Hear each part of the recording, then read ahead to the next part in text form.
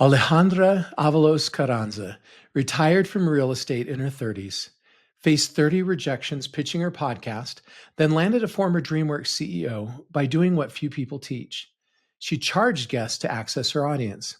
In this episode of Podcasting Secrets, Alejandra reveals her LinkedIn pitch framework that converts high-profile guests, why she targets 90% of internet users outside of America that most podcasters ignore, and how flat fee monetization beats traditional sponsorships. If you're burning out chasing saturated US markets and waiting for sponsors, this episode flips the entire monetization model.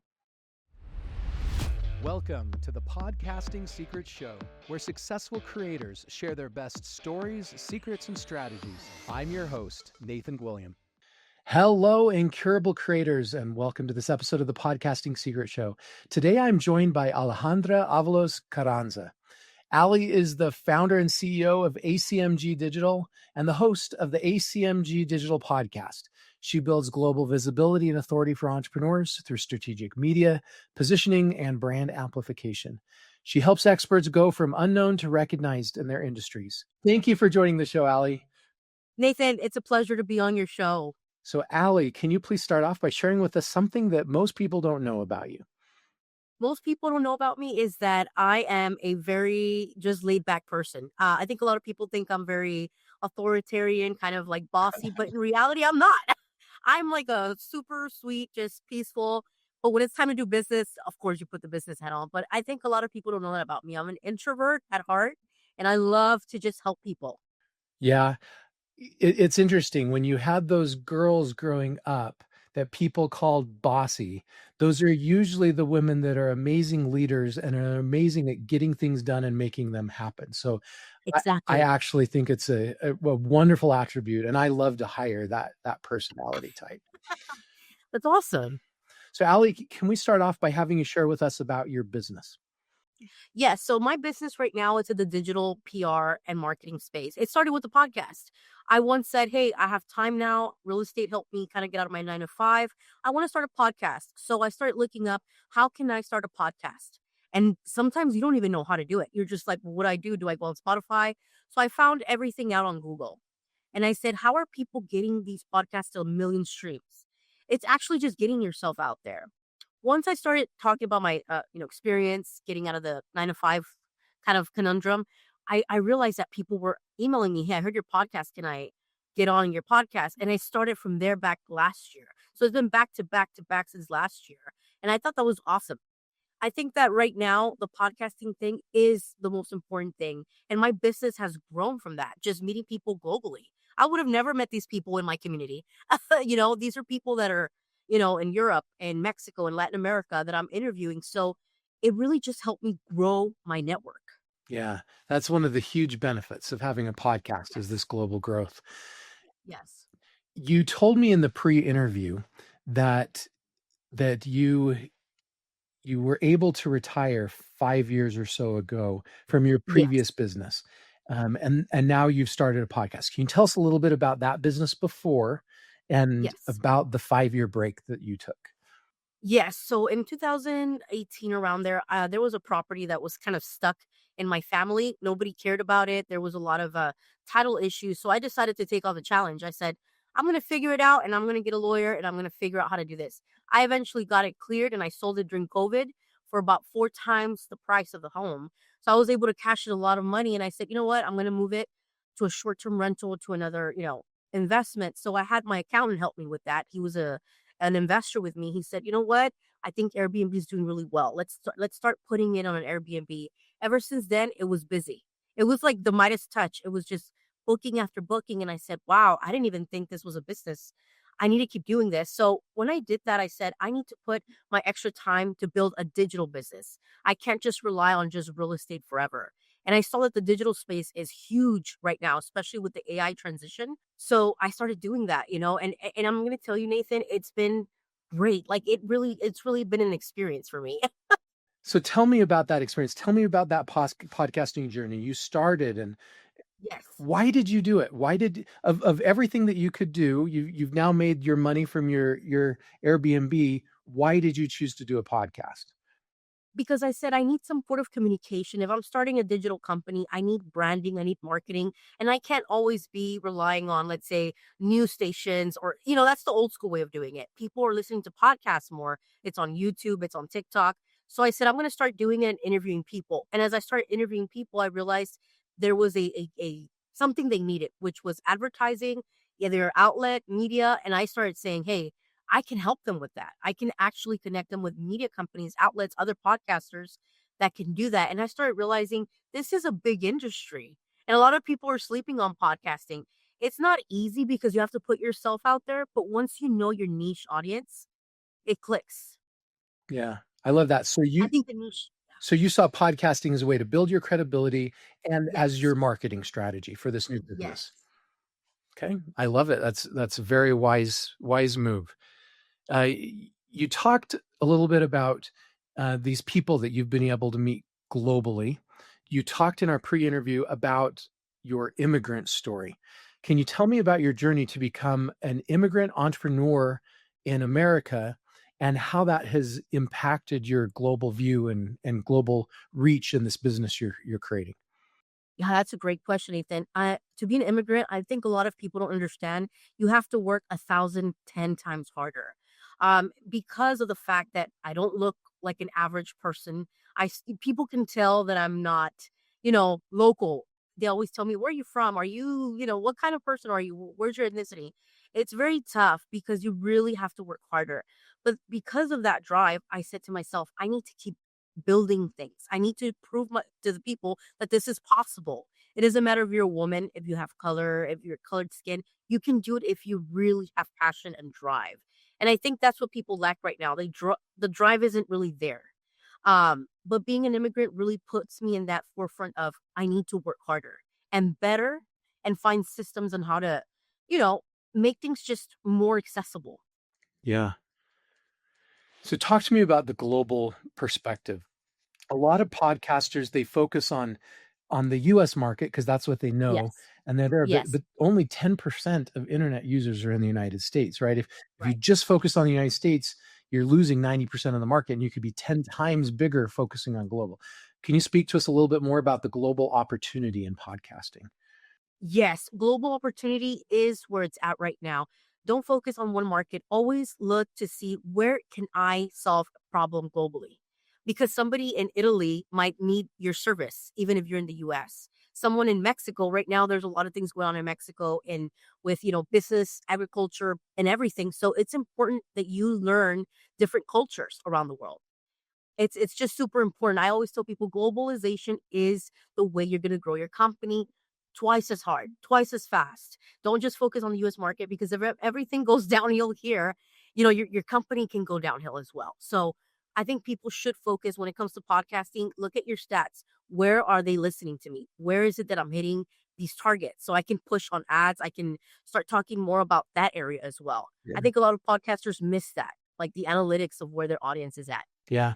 Specifically, can you tell me about the Mexican market? Have you done much business focusing on taking your podcast or your business to Mexico, and how good of an opportunity is that for other US companies? Yes, so I'm actually thinking of moving completely to Mexico because everybody's kind of looking into different markets outside of the US because of the whole tariff thing, politics going on. I see this growth in the tech space in Mexico. And I spoke to several people that are in Mexico that said, hey, everybody's moving, even data centers close to here. And they're also moving to China. They're moving to all these places that we never thought even would happen, because of everything that's going on in the US. So people in Mexico are telling me, come to Mexico. It's much cheaper and you'll still be able to grow from here. Yeah. I love it, to be honest. Yeah, I've helped create 5 businesses in Brazil, and I think it Okay. may even be easier to create businesses in Brazil because you don't have all the competition, they don't have all the capital, they don't I think Exactly. there's some phenomenal opportunities in some non-US countries. Yes, that is correct. Okay, when we did our pre-interview, you said there were a couple of things that you wanted to teach us. One of those was how to pitch your podcast to important people, how to get, big name people to be guests on your show. Yes. So to the listeners and to your audience, if you are starting podcasting, the one thing I can tell you is pitch to people on LinkedIn that you match with what you're talking about, what your niche is. It can be any niche, and ask them or message them, hey, I'll have a podcast. I would love to interview you and do marketing for you. Would you like to be a guest on my podcast? All you can do is try. Most of them say yes, to be honest. They're like, oh, free marketing. You know what? I have a book out. Or you can ask them, do you have a, a book out or a speech or an event? I want to market it for you. And they will usually say yes. The ones that say no are usually, they're in another kind of level. But most of them were like, yeah, I have a book. I would love to be on the podcast. I'll just share it and I'll be able to kind of market it. So that's how you get your podcast out there. When I first started, the biggest I guess guest that I've had was the guy, I think he was the CEO or former CEO of Dreamworks and 20th Wow. Century Fox. Yes, and then I had a Forbes real estate counsel. He said, "Hey, I heard your podcast, I have another class coming. Can you, interview me?" A lot of these people just need new eyes, Yeah. on their services or products. So if you're a new podcaster, just pitch to them. Start writing a pitch. Say, hey, how can I get these people's attention? And your podcast is going to gain more listeners and more visibility. Today's episode of Podcasting Secrets is brought to you by Pod Allies, the done-for-you podcasting services solution. When I speak with CEOs about their podcast, one of the most common comments that I hear is that they know they need a podcast, but they don't have time. Have you ever wondered how some businesses find a way to still run their podcasts while juggling their crazy day-to-day operations? The secret might be simpler than you think. Let me introduce you to Pod Allies. This is a service that's changed the game for businesses in the podcasting world. Pod Allies is a done-for-you podcast production and marketing service. They understand that while many businesses understand the immense value podcasting can have for their business, finding time to produce, syndicate, promote, and monetize a show can be challenging. Pod Allies offers a dedicated team to handle virtually all aspects of your podcast production. From strategy and branding to audio and video editing and guest scheduling, they've got you covered. They even take care of creating blog posts, transcripts, and syndicating your content across multiple platforms. What sets Pod Allies apart is their use of PodUp, their proprietary podcasting software suite. This allows them to streamline the entire podcasting process, saving you time, effort, and a bunch of money. If you're ready to become a thought leader, connect with your audience, and grow your business through podcasting without all of the investment of time and cost of doing it yourself, Pod Allies might be the perfect solution for you. To learn more or to schedule a free consultation with a podcast expert, visit podallies.com. That's podallies.com. Now back to the show. Okay, what strategies do you have for how you can find the contact information for these high-level people? Usually they have it on their LinkedIn, and these people have everything on their LinkedIn. They say, this is my email. If not, they have an assistant. You can pitch their assistant as well. Just make sure you find, where are they? Are they on YouTube? Are they on TikTok? And comment, hey, I saw your stuff. I saw your video. I would love to interview you. Sometimes they do answer and reply. Yeah. It's a good thing to do it. What advice do you have for how to contact these people once you found their contact information? Once you do that, create a good email pitch. And I think the way I did it, I remember the way I did it. I just started writing stuff down. I chat GPT'd a lot of things. I was like, I need to make it so organic and also something fast that they can kind of get attention. And it worked. You just have to try. Yeah. And sometimes rejection is going to hurt, but hey, you at least tried and go on to the next person. Yeah, that's the only way you'll get it done is if you reach out and put yourself out there. Yes. Okay, another thing that you were wanting to teach us was about podcast branding. What secrets and strategies do you have to share with us about how to effectively brand a podcast? Pick a good logo. Pick a logo that's going to connect fast, a name that's going to be catchy, something that's with you, your brand, what you're talking about. I think having a great logo is going to really present who you are as a person, as a podcast, as a company, if you have a company. Have a great branding, colors, use something with emotion, tell a story. Why am I having this podcast? What am I doing this for? What's the reason that I get on every day and interview people? Yeah. What's one of your best strategies for growing a podcast audience? Collaborate with people. They have a podcast, get on their podcast, interview them. I think it's important to do collaborations, get on social media, tag them, and use it it's all free, Nathan. I think a lot of people they kind of overcomplicate themselves. They're like, wow, who am I to get famous? It's not about really getting famous. It's about creating a network. through podcasting, which is the new radio stations nowadays. Yeah. Yeah, and even better because they're authentic, they're real, they're not just these big monoliths. Exactly. Okay, what is one of your best strategies for monetizing a podcast? Monetization, it can get a little tricky at first because you do have to have streams. But I think what you can do is literally bring value to somebody else and say, hey, if I market this and I'm able to get you a lead or two, I have referral fees. I have, I charge something for it. Do you want to do that? You can always get into an agreement with someone. Yeah. You're not going to always monetize completely from the platforms. That's not where the money's at. The money's leads, getting new people. You can help them get more views on their stuff. Yeah. And you can charge them. I really think, Nathan, podcasters should charge a flat fee because you're getting into my audience and I'm getting into your audience. And having a flat, realistic fee would make everything just much better. Yeah. What's one of the biggest challenges you faced as a podcaster, and how'd you get through it? Rejection. I was rejected about, I could say 20, 30 times. And them saying, no, who are you? Like, why are you coming to my, emails? But you need to take rejection because this is the real world, I took it. I cried, yes. But I said, no, I have to keep trying. Because if I give up, I'm never going to get to that level. And these people were once rejected as well. So I think handling rejection is something as a podcaster that you're going to have to get through and getting comfortable being on camera. Ali, you're an entrepreneur. How do you see the fusion of podcasting and entrepreneurship?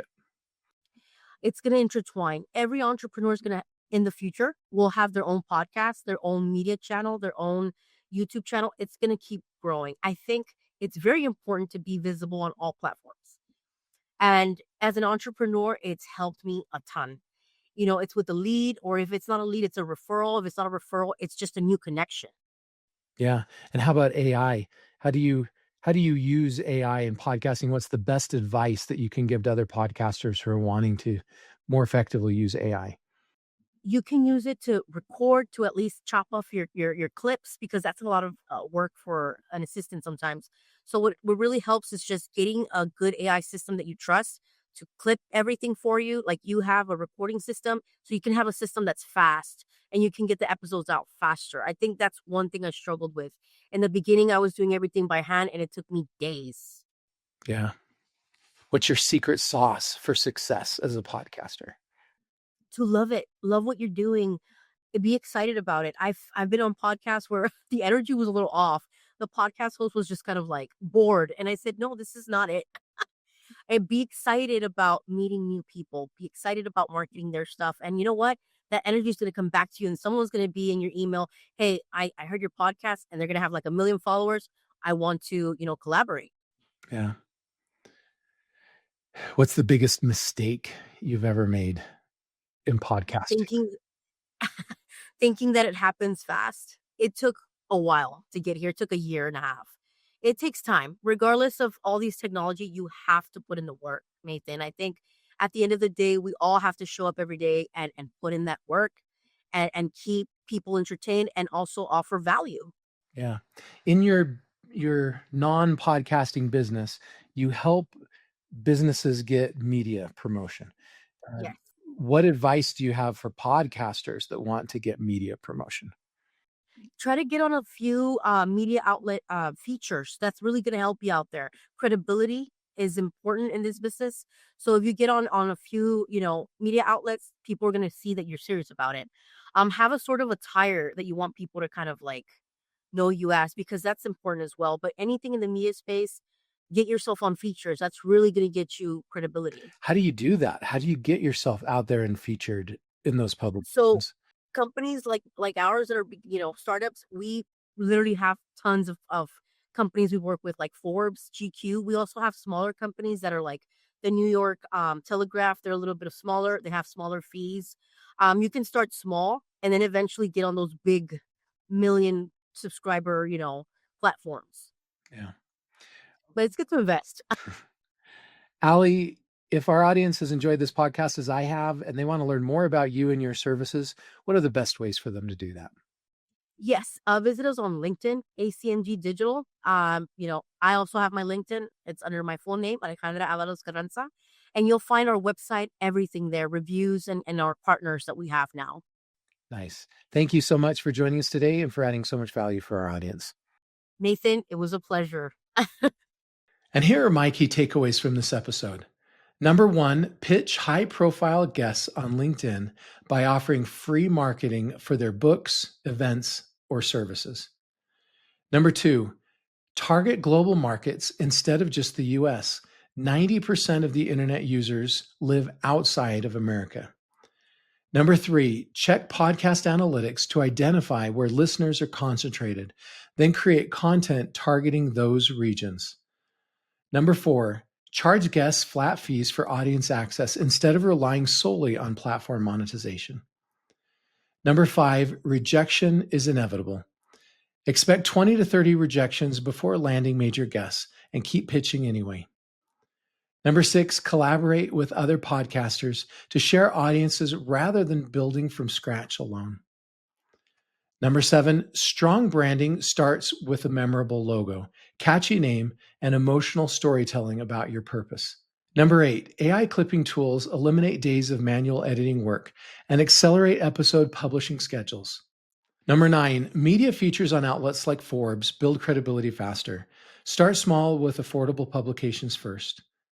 Number 10, entrepreneurship and podcasting are merging.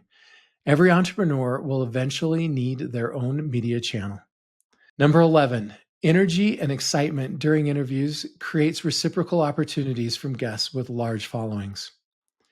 And finally, number 12, monetization comes from leads, referrals, and connections more than advertising revenues alone. If you're looking for an amazing all-in-one podcasting platform with more than 60 integrated tools, check out podup.com, where you can get a free trial and you can get a free 30-day podcast launch course. And if you need a podcast, but you just don't have time, I recommend you check out podallies.com. You can record the episode and we can do essentially everything else for you. podallies.com.